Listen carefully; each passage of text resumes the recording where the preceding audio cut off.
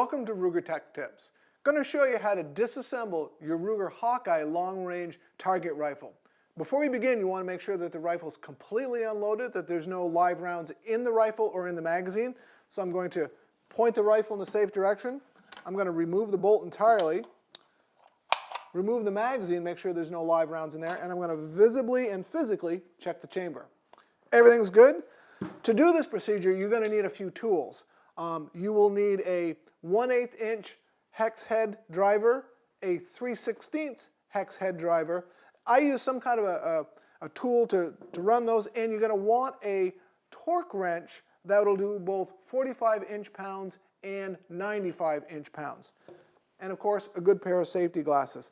So it's a simple procedure. We're just going to remove these two bolts at the bottom of the rifle. So we're going to take those two out. That'll allow us into the action. So the first one I'm going to remove is this front mounting bolt.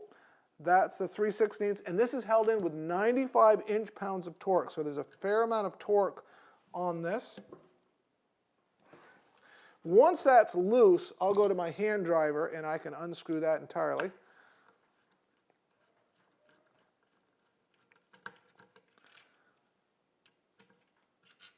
I'm going to remove the screw, get that mount out of there. I'm going to change bits to go to the 1/8 inch.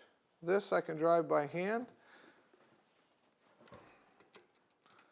Going to remove that screw entirely, and that'll allow me to lift everything up and out. My trigger guard slides off.